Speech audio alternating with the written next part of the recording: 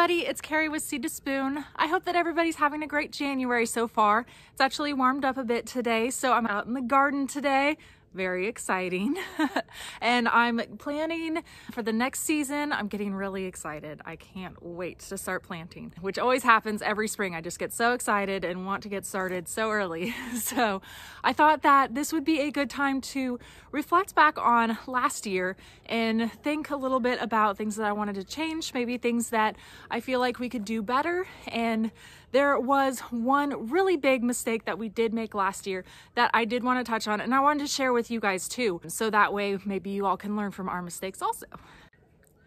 So what we did whenever we started growing here, we have everything in smart pots that we grow because whenever we first moved here, like the soil was not great. So we're working on getting the soil better. And in the meantime, we're doing all above ground raised beds. So we have lots of smart pots while we're trying to build up the soil. So that being said, whenever we first moved in, we had all of our smart pots like bunched together. So we had a lot of rows and like big just clumps of smart pots because we wanted to try and fit as much growing space together as we could.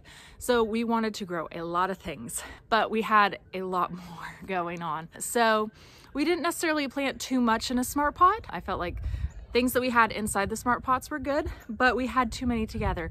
So that made it really hard to lean over them, to harvest, and also just to walk between them sometimes too. So it got really overgrown because it was really hard to manage. Like our walkways were really thin, which it was good in the first season whenever we first started out. So whenever we first lined it up, we're like, oh good, we can walk nicely between these paths. But then once our summer crops started growing, they just got really out of hand and turned into a jungle. And those rows were unwalkable, and we would have to like walk all the way around to go find, where are the peppers? So it just made it a little bit difficult. And because of that, like weeds got out of control too, because we didn't have a lot of area to be able just to get like a wheelbarrow through, even to get wood chips on the ground. So we had a lot of grass that came and grew in between them, and it just kind of got out of hand. What we've done for this year is we've spaced out our smart pots now. We've made our garden a little bit wider so we can walk through a little bit easier.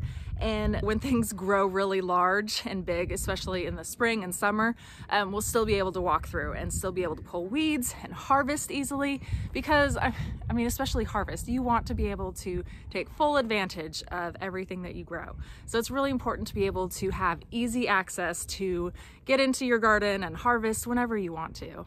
Now we have paid a lot of close attention to making sure that we have wide pathways that we can walk down, fit a wheelbarrow down, and also for the round raised beds, we're not like putting a bunch of them together so it makes it hard to reach the middle. We have them spaced out a little bit more so that way we can reach the middle just fine. I just wanted to make a quick video just saying like what our biggest mistake was last year and how we're going about fixing it this year, and hopefully help to make it so you guys don't make that same mistake. I feel like it's a common one and we've done it before in the past too, but since it's a new area, our new house here, we did it again. We have learned now this year. Hopefully this year will be a lot better for us and we won't have any huge jungles that we can't walk through, and hopefully we can pull weeds a lot better. Hopefully this year should be a lot better and a lot easier to manage and harvest food from. Thank you so much for watching, everybody. If you have any questions at all, please feel free to leave them in the comment section and I will make a video talking all about your gardening question. So leave any comments and questions in the comment section, and don't forget, each time that you do comment in the comment section, you get entered to win for your own round raised bed junior.